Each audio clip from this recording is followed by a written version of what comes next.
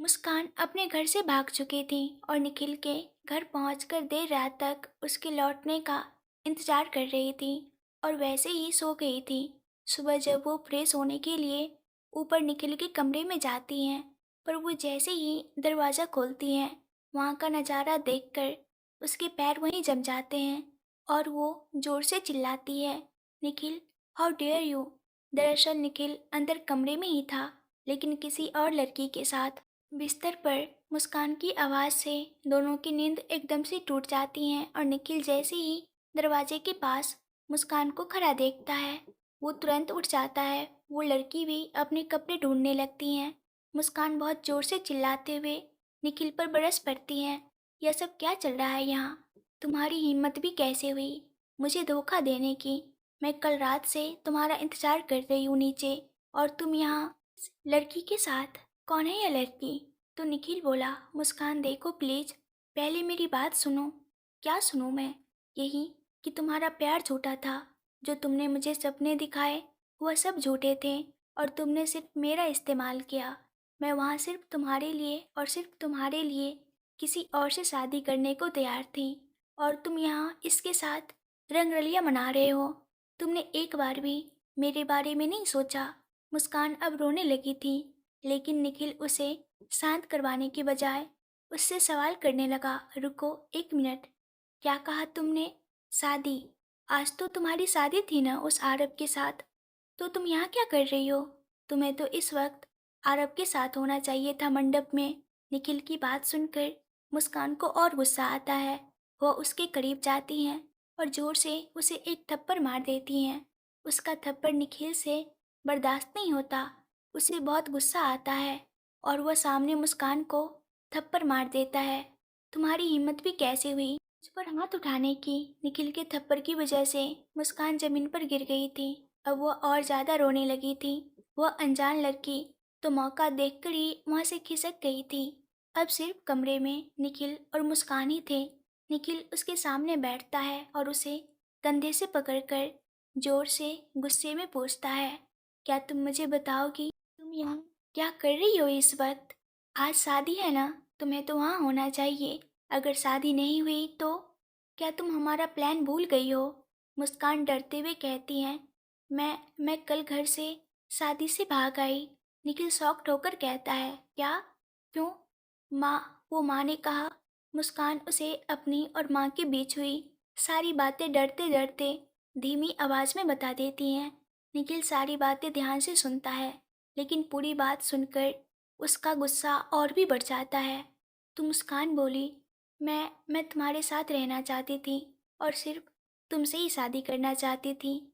तो मैं तो निखिल बोला, तो बस इस वजह से तुम भाग आई? सच में दिमाग नहीं है क्या तुम्हारे पास? तुमने हमारा सारा प्लान बर्बाद कर दिया। क्या तुम्हें अंदाजा भी है कि तुमने क्या किया है? तो मुस्कान बोली, पर अगर मैं शादी कर लेती तो मुझे हमेशा के लिए आरब के साथ ही रहना पड़ता, फिर हम कभी नहीं मिल पाते। और तो निखिल बोला, अरे वह सब बाद में देख लेते ना यार, रह लेती तुम उसके साथ पूरी जिंदगी, क्या हो जाता? तुम यह क्या कह रहे हो निखिल? क्या तुम्हें सच में कोई फर्क नहीं पड़ता? और जो हरकत तुमने की है उस हिसाब से इस वक्त मुझे तुम पर गुस्सा करना चाहिए, लेकिन तुम तो क्या हरकत की है मैंने? वो उस लड़की के साथ सोया, वो उसमें कौन सी बड़ी बात है? ऐसी तो हर रोज एक नई लड़की आती है मेरे घर में। तुम्हें क्या लगा कि तुम अकेले मेरे लिए काफ़ी हो? नो बेबी, तुम तो बहुत नासमझ निकली। इसका मतलब तुमने सिर्फ और सिर्फ मेरा इस्तेमाल किया और बस आरब की बर्बादी के लिए मुझे एक मोहरा बनाया। मैं वहाँ तुम्हारे प्यार में पागल थी और तुम्हारे लिए कुछ भी करने को तैयार थी, और तुम यहाँ दूसरी लड़कियों के साथ ऐश करते थे। छी, मुझे तो अपने आप से नफरत होने लगी है कि मैंने तुमसे प्यार किया। तुमसे अच्छा तो आरब है, बस कुछ महीने ही हुए हैं उसे मुझसे मिले, लेकिन वह दिल से मुझे चाहता है और कभी मेरी बेइज्जती नहीं की। तो जाओ ना, जाकर उसी की गोद में बैठ जाओ अब। वैसे भी मेरा पूरा प्लान तो खराब कर ही दिया है। अब तुम मेरे किसी काम की नहीं हो। तुम इतने घटिया आदमी निकलोगे मैंने कभी सपने में भी नहीं सोचा था। तुम एक नंबर के झूठे हो और तुम्हारा प्यार भी झूठा था। माँ ने बिल्कुल सही कहा था, तुम मेरे लिए ठीक नहीं हो और तुम मेरी ज़िंदगी बर्बाद कर दोगे। काश मैंने उसी वक्त उनकी बात सुन ली होती, तो आज मैं यहाँ तुम्हारे आगे ऐसे भीख नहीं मांगती। तो निखिल बोला, ओह प्लीज़ मुस्कान, प्लीज़ अब यह ड्रामा बंद करो कि तुम दुनिया की सबसे मासूम लड़की हो। पूरा कॉलेज जानता था कि तुम कितनी बड़ी फ्लर्ट थी और तुम्हारे कितने अफेयर्स रह चुके हैं। वह तो एक मैं था जो तुम्हारे साथ टिका रहा, और तुम्हें मुझसे अटैचमेंट हो गई तो उसमें मेरी गलती नहीं। मैंने तो तुम्हें उसी वक्त छोड़ दिया था जब तुम्हारी फैमिली ने मुझे रिजेक्ट किया था। लेकिन फिर मुझे पता चला कि तुम्हारी शादी आरब कपूर के साथ तय हो रही है, और मुझे उस आरब से अपना पुराना हिसाब चुकता करना था। अब तुमसे अच्छा जरिया और कौन बन सकता था मेरा बदला लेने के लिए। तो बस मैं तुम्हारे पास वापस आ गया और तुम्हें अपने प्लान के लिए मनाया। पर अब जब तुम शादी से भाग आई हो, तो इसका मतलब, एक मिनट, तुम शादी से भाग आई मतलब शादी टूट गई। The great businessman Aarab Kapoor की शादी टूट गई। Breaking news. इस वक्त मीडिया पर उसके परिवार की बहुत अच्छे से बेइज्जती हो रही होगी। मैं यह चांस मिस नहीं कर सकता। निखिल तुरंत टीवी ऑन करता है और उस पर न्यूज़ चालू करता है, लेकिन उसकी उम्मीद से उल्टा टीवी पर कुछ और ही न्यूज़ आ रही थी। Breaking news. The great businessman Aarab Kapoor की आज बहुत ही रॉयल और ग्रैंड शादी हुई। पूरा शहर उनकी शादी को देखने के लिए बेताब हो रहा है। इतनी बेहतरीन शादी तो शायद ही किसी ने देखी हो शहर में। निखिल जोर से रिमोट को ज़मीन पर पटक देता है। यह क्या बकवास है? ऐसा कैसे हो सकता है? जब तुम यहाँ हो तो उसकी शादी किसके साथ हुई? तुम मुझे बताओगी कि उसकी शादी किसके साथ हुई है? निखिल मुस्कान की तरफ देखता है और उससे पूछता है, लेकिन मुस्कान तो यह शादी की खबर सुनकर खुद ही अपना होश खो बैठी थी। नहीं, यह नहीं हो सकता। आरब की शादी हो गई, पर किससे और ऐसे कैसे? आज तो हमारी शादी थी ना, तो मेरे बिना शादी कैसे हो सकती है? नहीं नहीं, मैं आरब को नहीं खो सकती। मुझे इस शादी को रोकना होगा। निखिल अजीब सी स्माइल के साथ उसकी तरफ देखता है और उससे कहता है, वह शादियाँ रोकी जाती हैं जो होनी बाकी हो। लेकिन शायद तुमने न्यूज़ ठीक से सुनी नहीं। आरब कपूर की शादी हो चुकी है, लेकिन यह न्यूज़ वाले उस लड़की का चेहरा नहीं दिखा रहे हैं। इस शादी की क्लिप में भी उसने घूंघट ओढ़ रखा है। तो मुस्कान बोली, नहीं, ऐसा नहीं हो सकता। मैं आज ही जाकर आरब से बात करूंगी, वह सब ठीक कर देगा। मैं उसे नहीं खो सकती। तो निखिल बोला, अभी अभी तुम मुझे घटिया कह रही थी, लेकिन देखो, खुद को देखो। 5 मिनट पहले तक तो तुम मेरे लिए रो रही थी, और कल तक जिस आरब की शक्ल भी देखना तुम्हें अच्छा नहीं लगता था और जिसे तुम बहुत ही अच्छे से धोखा दे रही थी, अब उस आरब को पाने के ख्वाब देखने लगी। घटिया मैं नहीं, घटिया तुम हो। मैं तुम्हारी तरह दोगलापन नहीं करता। तो मुस्कान बोली, तुम कुछ ना बोलो तो ही अच्छा है। यहाँ पर घटिया और मतलबी सिर्फ और सिर्फ तुम हो। लोग सही कहते हैं, किसी चीज़ को खोने के बाद ही हमें उस चीज़ की कदर होती है। आज मुझे भी इस बात का बहुत अच्छे से अनुभव हो गया। मैं तुम्हारे प्यार में इतनी अंधी हो गई थी कि आरब का सच्चा प्यार देख ही नहीं पाई। तुम्हारे इस झूठे प्यार ने मेरे आंखों पर पट्टी बांध रखी थी। लेकिन अब मुझे सब समझ आ गया है, मेरे लिए क्या सही है और क्या गलत। ठीक है, तो जाओ, जो करना हो वह करो, बस मेरे घर से निकलो। तंग आ गया हूँ मैं तुमसे। तो मुस्कान बोली, जा रही हूँ, लेकिन आज के बाद तुम कभी गलती से भी मेरे सामने मत आना। मैं तुमसे नफरत करती हूँ और तुम्हारा चेहरा भी नहीं देखना चाहती। मुस्कान तुरंत निखिल के घर से निकल जाती हैं। वह अपना सामान लेकर बाहर तो आ जाती हैं, लेकिन उसे समझ नहीं आ रहा था कि वह इस वक्त कहाँ जाए। ना तो वो आरब के पास जा सकती थी और ना ही अपने मम्मी पापा के पास जा सकती थी, क्योंकि वह खुद ही अपने कमरे में चिट्ठी छोड़कर आई थी। अब वह इस तरह से वापस गई तो कोई भी उसे माफ़ नहीं करेगा। दूसरी तरफ मुस्कान को यह बात सता रही थी कि आरब की शादी आखिर किससे हुई है, पर फिलहाल उसके लिए रहने की कोई जगह ढूंढना ज़्यादा ज़रूरी था। वह एक टैक्सी करती हैं और एक होटल के सामने जाकर रुकती हैं। वह अपने लिए एक कमरा बुक करती हैं और कमरे में जाकर अपना सामान एक और फेंक देती हैं। यह मैंने क्या कर दिया? अपने ही पैरों पर कुल्हाड़ी मार दी। काश काश मैंने कल ही माँ की बात मान ली होती और घर से ना भागी होती, तो आज मेरी शादी हो गई होती आरब के साथ। पर मैं उस घर में महारानी की तरह रहती। लेकिन निखिल की वजह से आज मैं कहीं की नहीं रही। मैंने उस घटिया इंसान पर इतना भरोसा कैसे कर लिया? फ्लैशबैक खत्म। कोई मुस्कान के कमरे का दरवाज़ा नॉक कर रहा था। उस आवाज़ को सुनकर मुस्कान अपनी सोच से बाहर आती है और जाकर दरवाज़ा खोलती है। कुक उसके लिए खाना लेकर आई थी।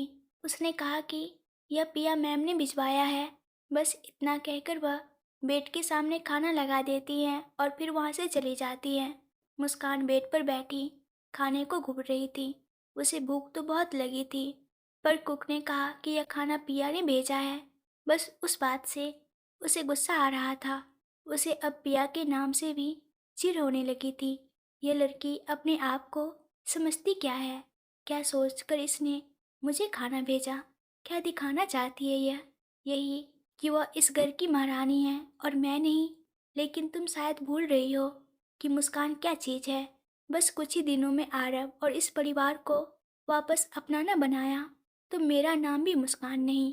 आरव तुम्हें डाइवोर्स देकर मुझसे ज़रूर शादी करेगा और फिर तुम जाओगी इस घर से बाहर। बचपन में भी पापा जब तुम्हें मेरी चीज़ दिया करते थे, कभी कभी देखने के लिए, तो भी मुझे बिल्कुल अच्छा नहीं लगता था। मुझे बिल्कुल भी पसंद नहीं कि कोई मेरी चीज़ को छुए भी। तो तुमने तो मेरे मंगेतर को ही मुझसे चुरा लिया। मुस्कान के मन में पिया के लिए पूरी तरह से जहर भर चुका था। हालांकि जो भी हुआ उसमें पिया की कोई गलती नहीं थी।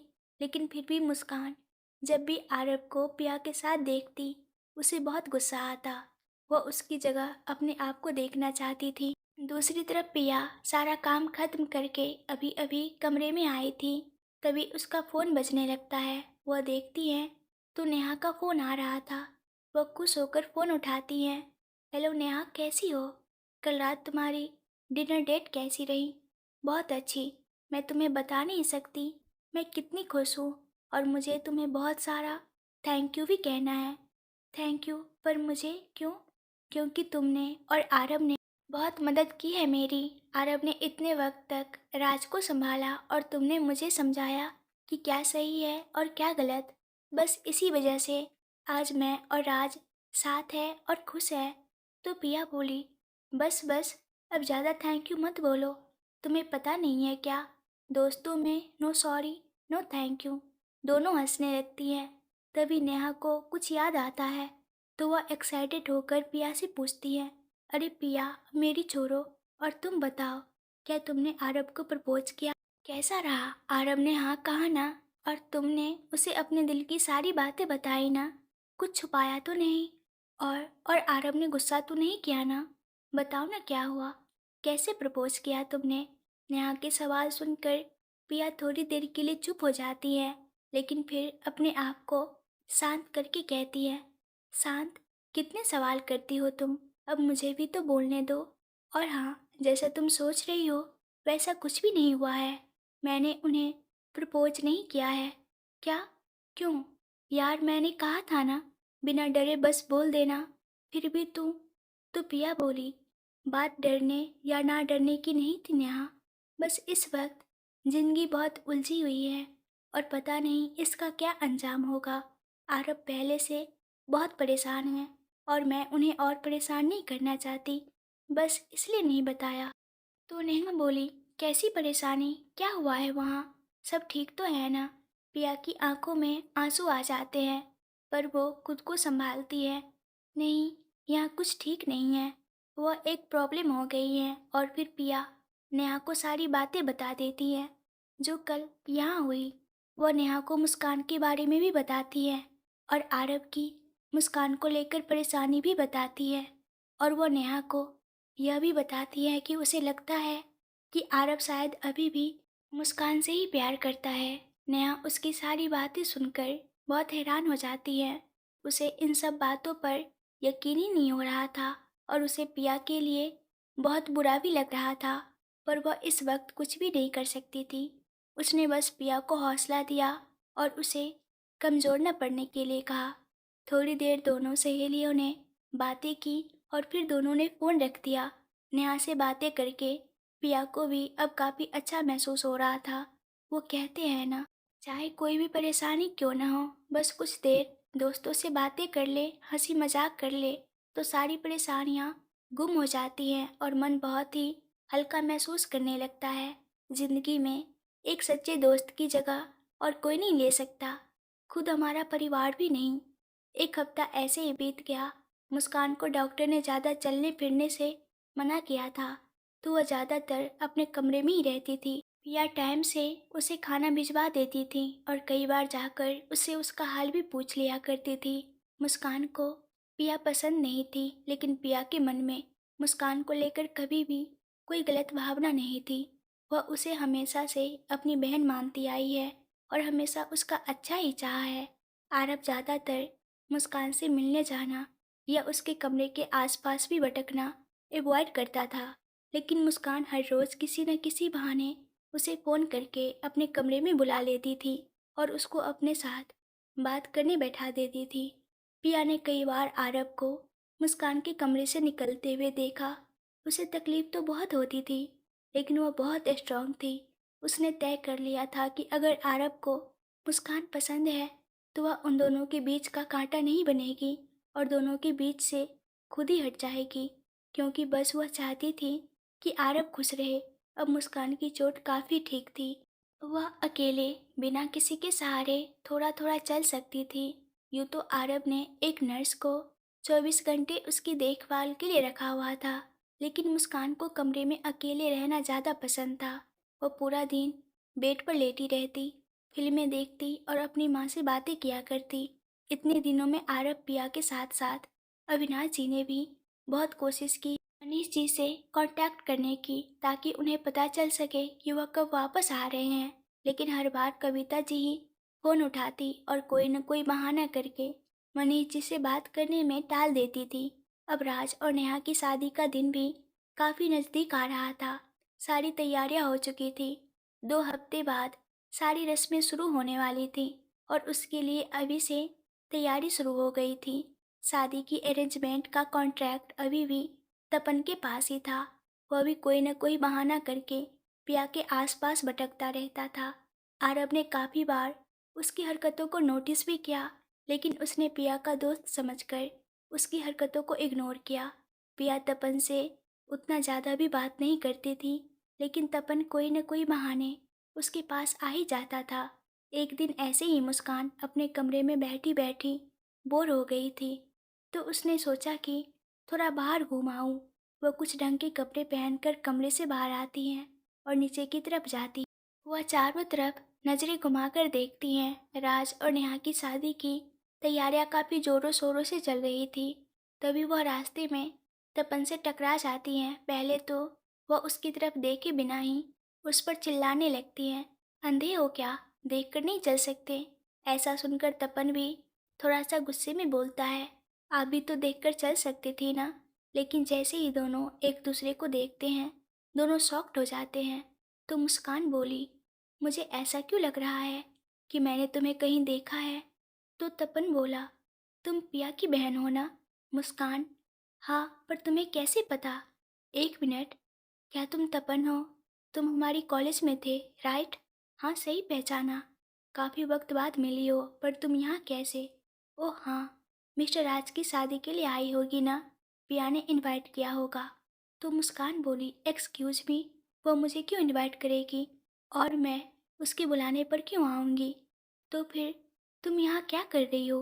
मुस्कान को गुस्सा आ गया था, पर उसने तपन को कोई जवाब नहीं दिया और मुंह फेर कर वहाँ से चली गई। तपन को मुस्कान के बर्ताव से बहुत गुस्सा आया, पर उसे थोड़ा अजीब लगा कि मुस्कान ऐसे बर्ताव क्यों कर रही थी। खैर, उसने इस बारे में ज़्यादा नहीं सोचा और अपने काम में लग गया। जैसे जैसे दिन बीत रहे थे, आरब का कन्फ्यूजन और भी बढ़ रहा था। मुस्कान उसके करीब आने की कोशिश कर रही थी और वह चाहकर भी मुस्कान को इग्नोर नहीं कर पा रहा था, पर कहीं न कहीं उसके दिल में बार बार पिया का ख्याल आ रहा था। उसे पिया की आंखों में दर्द नजर आ रहा था, पर क्यों। बस एक यही तो बात थी जो वह समझ नहीं पा रहा था। और पिया ने भी ठान लिया था कि आरब को कुछ नहीं बताना है। वह उसे मुश्किल में नहीं डालना चाहती थी। पिया भी अंदर ही अंदर खुद को तैयार कर रही थी आरब के फैसले के लिए, क्योंकि भले ही कोई इस बारे में बात नहीं कर रहा हो, पर सब लोग बहुत अच्छे से जानते थे कि यह एक बहुत बड़ी प्रॉब्लम है। आरब को मुस्कान या पिया में से किसी एक को चुनना पड़ेगा, और यह बहुत ही ज़रूरी फैसला है। आखिरकार राधा जी अपने मन में कुछ ठान कर मुस्कान के कमरे में जाती है। मुस्कान बेड पर बैठी टीवी देख रही थी। राधा जी को आया हुआ देखकर वह तुरंत सीधे तरीके से बैठने की कोशिश करने लगती हैं। तो राधा जी बोली, क्या मैं अंदर आ सकती हूँ मुस्कान? अरे हाँ हाँ माँ, यह भी पूछने की कोई बात है। आइए ना, अंदर आइए। पर आज मुस्कान का माँ बोलना राधा जी को बिल्कुल भी अच्छा नहीं लगा, क्योंकि वह यह हक खो चुकी थी। पर उन्होंने इस बात को इग्नोर किया और मुस्कान के पास जाके बैठ गई। राधा जी बोली, अब तुम्हारी चोट कैसी है? डॉक्टर ने कहा कि काफ़ी अच्छा रिजल्ट आ रहा है। हाँ माँ, अब काफ़ी बेहतर महसूस हो रहा है और पहले के जितना दर्द भी नहीं है। तो राधा जी बोली, यह तो बहुत अच्छी बात है। राधा जी मुस्कान से कुछ बात करने आई थी, लेकिन वह हिचकिचा रही थी। मुस्कान को उन्हें ऐसे देखकर शक होता है कि ज़रूर आज यह कुछ कहने आई है, लेकिन वह फिर भी प्यार से कहती है, क्या हुआ माँ, आप कुछ परेशान लग रही हो? कोई परेशानी है तो बताओ ना। तो राधा जी बोली, देखो बेटा, तुम तो जानती ही हो कि मैंने तुम्हें अपनी बेटी जैसे ही माना था, तो बस उसी के नाते तुमसे एक बात करना चाहती हूँ। तो मुस्कान बोली, हाँ कहिए, क्या हमारे घर में रुकना सच में तुम्हारी मजबूरी है, या फिर तुम सिर्फ आरब के करीब आने की कोशिश कर रही हो? तो मुस्कान बोली, आप क्या कह रही हो माँ? मैं कुछ समझी नहीं। तुम अच्छे से समझ रही हो कि मैं क्या कहना चाह रही हूँ। मैं तुमसे रिक्वेस्ट कर रही हूँ बेटा, प्लीज़ आरव और पिया के बीच में मत आओ। वो दोनों एक दूसरे के साथ बहुत खुश है। प्लीज़ उनकी खुशियों को ऐसे नज़र मत लगाओ। यहाँ पर सब जानते हैं तुम्हारे और आरब के रिश्ते के बारे में, लेकिन आरब की शादी पिया के साथ हो चुकी है, और ऐसे में तुम्हारा इस घर में रहना, आरब के आसपास रहना उन दोनों के रिश्ते के लिए ठीक नहीं है। मैं तुमसे यह नहीं कह रही कि तुम यहाँ नहीं रह सकती, लेकिन तुम खुद भी समझदार हो, सब कुछ समझती हो, तो प्लीज़ उनकी खुशी के बारे में सोचो। राधा जी की बात सुनकर मुस्कान काफ़ी देर तक कुछ नहीं कहती, लेकिन फिर वह धीरे से कहती है, लेकिन अगर आरब की खुशी मेरे साथ हो तो राधा जी बोली, क्या क्या कहा तुमने? मैंने कहा कि आरब की खुशी मेरे साथ हो तो आप भी जानती हो, मैं भी जानती हूँ कि आरब ने सिर्फ और सिर्फ मुझसे प्यार किया है, और मुझे पूरा यकीन है कि वह अभी भी मुझे उतना ही चाहता है। माना कि मैंने उसे धोखा दिया, लेकिन ऐसा करना मेरी मजबूरी थी, उसमें मेरी कोई गलती नहीं है। ये आप भी जानते हो, और आप तो उसकी माँ हो, आप तो उसका दुख दर्द बहुत अच्छे से समझते होंगे ना। आपने तो देखा ही होगा कि मेरे जाने के बाद आरब कितना तड़पा। तो अब जब मैं वापस आ गई हूँ, तो आप ऐसे। तो राधा जी बोली, बस करो, कुछ भी बोले जा रही हो। देखो, जैसा तुम सोच रही हो वैसा बिल्कुल भी नहीं हो सकता, क्योंकि अब इस घर की बहू और आरब की पत्नी सिर्फ और सिर्फ पिया है। तो तुम जो कह रही हो उस बारे में सोचना छोड़ दो। पर आरब तो उसे अपनी पत्नी मानता भी नहीं। उन दोनों के बीच तो कोई रिश्ता ही नहीं है, मजबूरी में बंधे हैं वह दोनों एक दूसरे से। मुझे सब पता है कि किन हालातों में उन दोनों की शादी हुई है। ऐसा रिश्ता किस काम का जहाँ कोई भावना ही न हो, और ऐसा रिश्ता टूट भी गया तो किसे फर्क पड़ेगा? तो राधा जी बोली, हमें फर्क पड़ेगा, हमारे पूरे परिवार को फर्क पड़ेगा, और आरब को ही सबसे ज़्यादा फर्क पड़ेगा, क्योंकि शायद सबको लगता हो कि पिया और आरब का रिश्ता मजबूरी में बंधा है। लेकिन मैंने अपने बेटे की आंखों में देखा है, तुम्हारे जाने के बाद उसकी खुशियाँ तो जैसे मरी गई थी, लेकिन पिया ने उसमें फिर से जान डाली। मेरे बच्चे को टूटने नहीं दिया, बिखरने नहीं दिया, और पिया मेरी भी बच्ची है। मैं उसका घर परिवार किसी भी हालत में टूटने नहीं दूंगी। मुझे लगा कि तुम मेरी बात को समझोगी, लेकिन अब मुझे लग रहा है कि तुम्हें कुछ भी कहने से कोई मतलब नहीं है। पर हाँ, मेरी एक बात कान खोलकर सुन लो। जिस इरादे से तुम यहाँ आई हो ना, तुम उसमें कभी भी कामयाब नहीं होने वाली। तो जितना जल्दी हो सके उतना जल्दी तुम वापस अपने घर लौट जाओ, वही बेहतर होगा। राधा जी इतना बोलकर गुस्से में वहाँ से चली गई। वह चाहती तो अभी जाकर आरव से बोल सकती थी और वो जानती थी कि आरव उनकी बात कभी नहीं टालेगा, लेकिन इस बार वह फैसला आरव के ऊपर ही छोड़ना चाहती थी। वह आरव को समझाना चाहती थी कि क्या सही है, क्या गलत है। वह चाहती थी कि आरव खुद मुस्कान की सच्चाई को देखें और खुद फैसला लेकर उसके लिए कौन सही है, मुस्कान या पिया। लेकिन उनकी बातों का मुस्कान के ऊपर कोई असर नहीं हुआ। वो बस तरह तरह के प्लान बनाने लगी आरव के करीब जाने के और पिया को दूर भेजने के। घर में ज़्यादातर कोई उससे बात भी नहीं करता था क्योंकि सबको उसके इरादे ठीक नहीं लग रहे थे। लेकिन पिया मुस्कान की हरकतों को देखकर भी अनदेखा कर रही थी। और आरव, वह तो अपनी मुश्किलों में इतना उलझा हुआ था कि वह यह सब समझ नहीं पा रहा था। अविनाश जी और राधा जी भी अब बहुत परेशान हो गए थे। उन्हें अब पिया और आरव दोनों की बहुत फिक्र होने लगी थी। अविनाश जी मनीष जी से कांटेक्ट करने की बहुत कोशिश करते थे, लेकिन कोई फायदा नहीं होता था। मुस्कान की वजह से माहौल कुछ ठीक नहीं था, लेकिन उसकी वजह से कोई राज और नेहा की शादी खराब नहीं करना चाहता था। इसलिए सब कुछ भूलकर पूरा परिवार राज और नेहा की शादी की तैयारी कर रहा था। शादी के कपड़ों की शॉपिंग भी हो गई थी और बहुत ही जल्द सारी रस्में भी शुरू होने वाली थी। राज और नेहा तो बहुत खुश थे और उन्हें इतना खुश देखकर पिया और आरव भी दोनों के लिए बहुत ज़्यादा खुश थे। लेकिन एक दिन राज पूरे परिवार को अपने साथ लेकर नेहा के घर जाता है। नेहा और उसका परिवार शादी की वजह से अभी मुंबई में ही रहते थे। राज सबको लेकर वहाँ जाता है। सबने उससे बहुत पूछा कि इस वक्त उनके यहाँ क्यों जाना है, क्या ज़रूरत है, लेकिन राज कुछ बता ही नहीं रहा था। वह सब पहुंच गए और राज ने बेल बजाई। नेहा और उसके परिवार के सभी लोग इस वक्त हॉल में ही साथ में बैठे थे।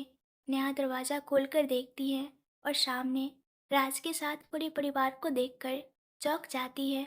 उसे पहले तो खुशी होती है, लेकिन फिर वह टेंशन में आ जाती है। क्या हुआ राज, आप सब इस वक्त अचानक से यहाँ कैसे? क्या कोई परेशानी की बात है? राज मुस्कुराता है और नाम में सिर हिलाता है। तब जाकर नेहा को चैन मिलता है। सब लोग अंदर जाने वाले होते हैं, लेकिन राज उन्हें रोक लेता है। अरे, आप सब अंदर कहाँ जा रहे हो? हम यहाँ इन्हें लेने आए हैं क्योंकि यह भी हमारे साथ आ रहे हैं। मुझे आप सबको एक बहुत ज़रूरी चीज़ दिखानी है। तो सुभाष जी बोले, अरे बेटा, ऐसे अचानक से कहाँ ले जा रहे हो तुम हम सबको? कोई टेंशन वाली बात है क्या? तो राज बोला, नहीं नहीं सर, टेंशन वाली बात नहीं है, बस बहुत ज़रूरी है। आप सब चलिए प्लीज़। तो सुभाष जी बोले, ठीक है, एक शर्त पर ही चलूँगा। कैसी शर्त? सब एक साथ ही बोल पड़ते हैं। तो सुभाष जी मुस्कुराते हुए राज से कहते हैं, शर्त यह है कि अब से तुम मुझे सर नहीं पापा बुलाओगे।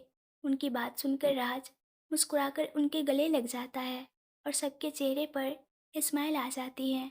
और फिर वह जल्दी से सबको कार में बिठाता है और अपने साथ ले जाता है।